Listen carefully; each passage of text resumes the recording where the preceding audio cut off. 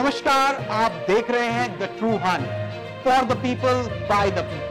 कंतार उस जंगल का प्रतीक है जहां मनुष्य प्रकृति की दिव्य ऊर्जा के साथ विलीन हो जाता है, जो कि मनुष्यों से दूर है। अब सवाल उठता है क्यों? क्योंकि वो पेड़ों, मवेशियों और जानवरों का घर कहलाता है, जो कि नदियों, झरनों, पहाड़ और घने अंधेरों से घिरा प्रकृति का सौंदर्य रूप है, जो कि प्राचीन काल का साक्षी, शांति और शुद्ध तत्वों का सार है, जिसे प्रकृति की गोद में बैठकर चित्रकला के जरिए से उतारता एक कलाकार है, जिसका नाम अमित वाघ है, जहां मनुष्य और प्रकृति के बीच की ऊर्जावान प्रक्रिया को भी महसूस किया जा सकता है। तो आइए रूबरू कराते हैं महाराष्ट्र के एक ऐसे कलाकार से, जिसकी कलाकृतियां तपस्वी और रिमेंबर मी जैसी अनोखी दास्तानों को बयान करती है। नमस्ते, मी चित्रकार अमित वाघ आणि 15-16 वर्षामध्ये जंगल, कृष्णा नदी, वाहतं पाणी,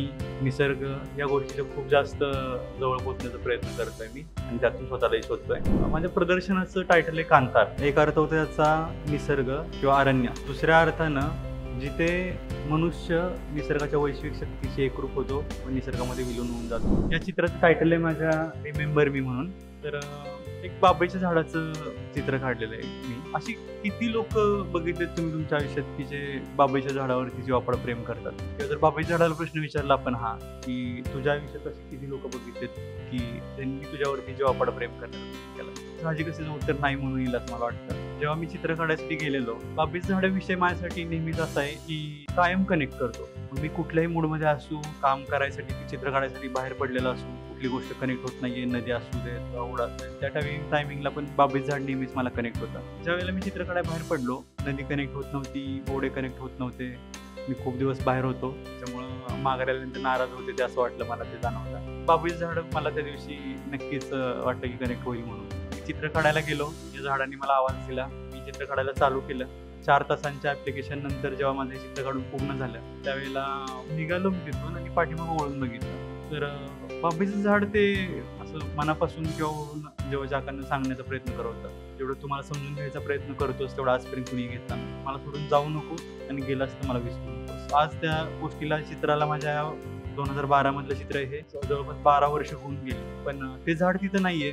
आजही मी तिथून जाताना ते झाडाचं तिथलं अस्तित्व जाणवतं, त्याच्या भावना जाणवतात, मला माझं चित्र आठवतं आणि ते झाडही आठवतं। माझ्या एका चित्राविषयी मी बोलू इच्छितो। टायटल आहे तपस्वी। 12 वर्षाची तपश्चर्या केल्यानंतर, आपण त्याला एक तप म्हणतो, माणसाला एक शक्ती मिळते किंवा एनर्जी प्राप्त होते तपश्चर्या केल्यानंतर।